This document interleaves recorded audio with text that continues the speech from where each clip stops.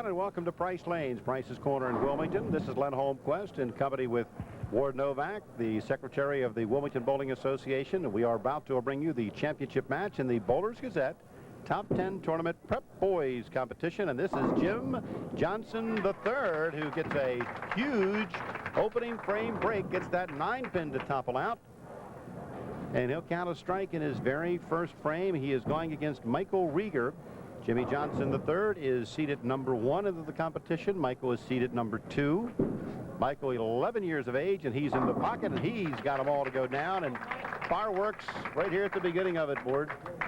Well, it's going to be tough to find anything wrong with either one of these fellas, because Michael obviously has some outstanding coaching. He's a 6th grader at Conrad Middle School. He averages 170, and he's only 11 years old. And Jim Johnson III is 12 years old. He averages 170. He's a 6th grader at St. Helena's.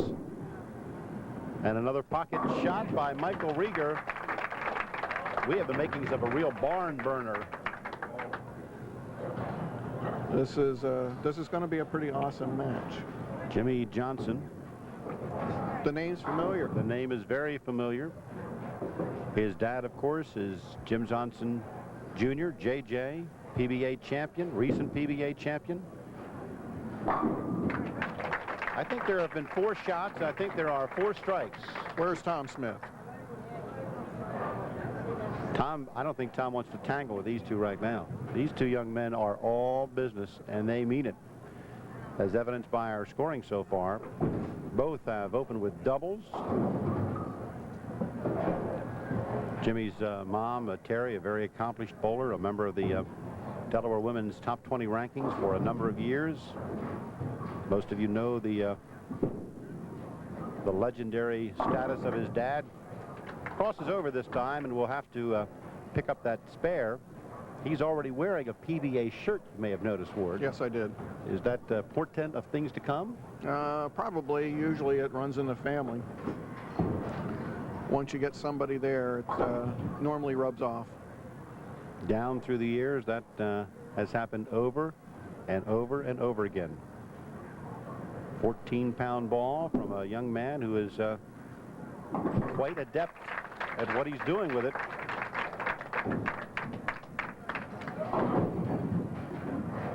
Michael Reeger went to bowl just for the fun of it, and then he got hooked on it and really enjoys it, and his game certainly does show it. On a double, goes on the head pin. He'll have we've got exactly the same game going here for both of them. Yes, we do. They could have phoned this one in. Wouldn't have been as much fun, but they could have phoned it in. I was just going to say, for our viewers, there's Mom, the blonde, Mom, Jim Johnson III's mom, the blonde, sitting in the back, and I wonder who's more nervous. I know his dad was here giving him a few pointers right before this championship match, and he was nervous. Michael Reeger, oh, he's going to slide by. First open frame that we've had in this Prep Boys championship match. There's Terry, Mom Terry Johnson. She doesn't want to look. She's certainly a lot more nervous than her son. Michael coming out of the junior program at Bowl-O-Rama over in Newcastle.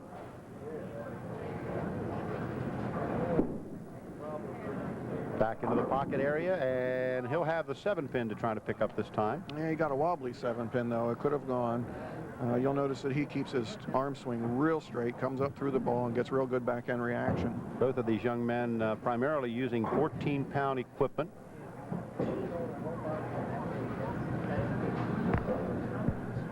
Nice, deliberate, good knee bend, and he's going to go by it on the left side, and he's got himself in a little bit of a problem now because he's gone open, and I think it's a mind game because he knows that his opponent, Jimmy here, Jim Johnson III, is clean so far with a double and a spare working for him in the third as he gets ready to go here on lane number 4.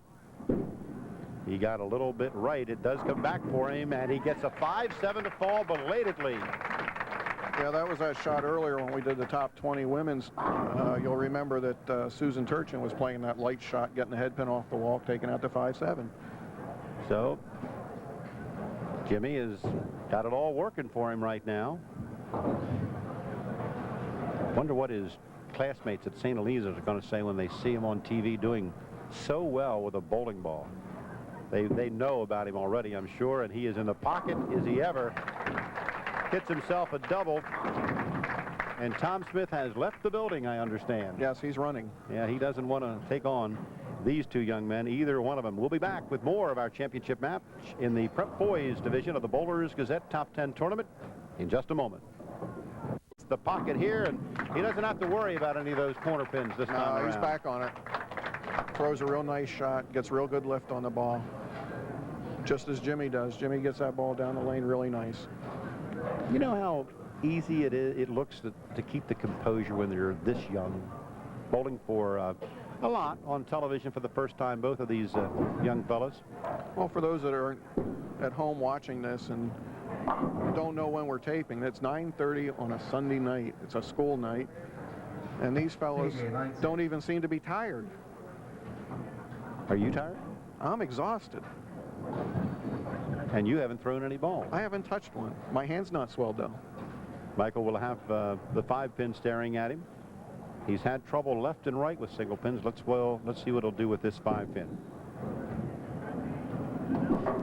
No trouble whatsoever. Well, he says it was a little trouble, but he's glad to have it out of the way. Jimmy Johnson up on a double. Open with a double. Count at 9 and a spare in the third. Got his game, his A game going for him all the way. Good lift on the ball, right into the pocket. They all fall down. He is on a turkey. That 3D offset hammer seems to be doing the job tonight. He's staying behind the ball, getting good lift, getting it down the lane, and just making super shots. Jimmy likes a challenge. He's a very quiet, very personable young fella. I've had a chance to talk with him a couple of times. I've known his dad for a number of years. And his mom as well. They've both been behind his bowling exploits. We'll have to shoot a single pin spare. That stops his run at 3 here in the 7th frame, but he is on a tear here in this title match. Yeah, here's a 12-year-old young man that is shooting at a 220 clip with a 170 average. That's your A game plus. Needs to get it over and will run by it. That again is that oil buildup in the center of the lane, Len, that doesn't allow that ball to hook on the back end as much as you would like it for those left side spares. And he's been doing so well at knocking them all down every time that all of a sudden when you have to shoot that spare, it's not the easiest thing to do. Here is Michael Reeger. He'll go a little wide on lane number 4, shakes his head, doesn't like that shot. He knew he was in a little bit of trouble when he let the ball go. He's been bowling for 3 years, bowls in the Bowl-A-Rama Prep League. The most influence in his bowling ability, his grandfather. Takes him bowling every week, teaches him the rudiments of the game, and I'd say Granddad has done a pretty good job. So would I. You've got an 11-year-old that's averaging 170 after 3 years, and I can attest to that's not easy. I wasn't there. Makes the picket fence look easy on his spare coverage. He counts 102 with a spare up in the 7th. Now over on lane number 3. His opponent, Jimmy Johnson Jr., the top seed in this Prep Boys competition, 156 with that open after missing the 7-pin. This will test Michael's spare shooting ability. Yeah, he baby split. He pulled that one a little bit, went through the head pin kind of high and left a 310. A makeable split. He can move left and play the spare. Michael Reeger making his way to the championship game by defeating in semifinal competition Tim Quinn with a final count of 177. He needs that plus here against his opponent. He's not going to make that baby split. That's probably one of those spares that Granddad will have to work with him on a little bit. Well, that's one of those ones that when you let it go, you hope it slides, and then when you realize it didn't slide, you hope it hooks, and when it doesn't, you take the one and you sit down.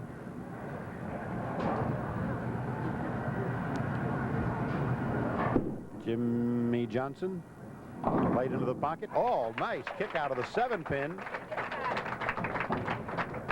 And he's got everything working for him here in this title match.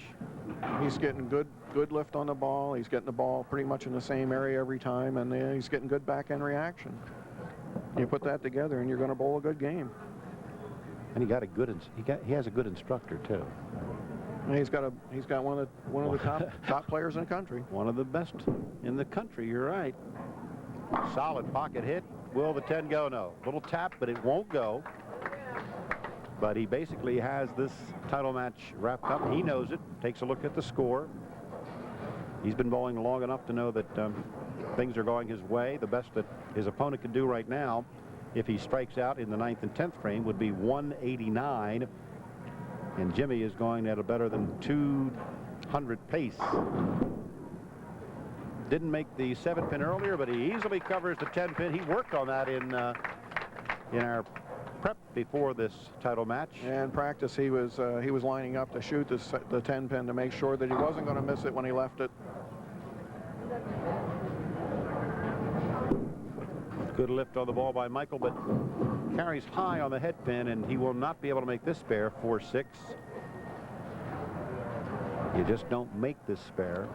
No, this is kind of like the 8-10, another one where you just rock back and throw as hard as you can and hope something bounces around.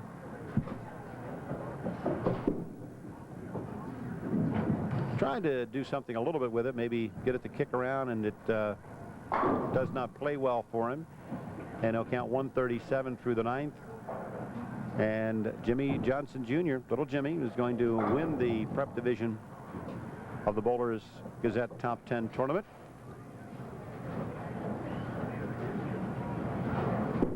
He writes on his bio sheet, does Jimmy, what tournaments have you won or placed in? Many. Number of them. And this is one that he has won. Yeah, he can add to that list. He can add to that list, and I'm sure that the next time someone asks him that question, this title may be number 1 on the list for him.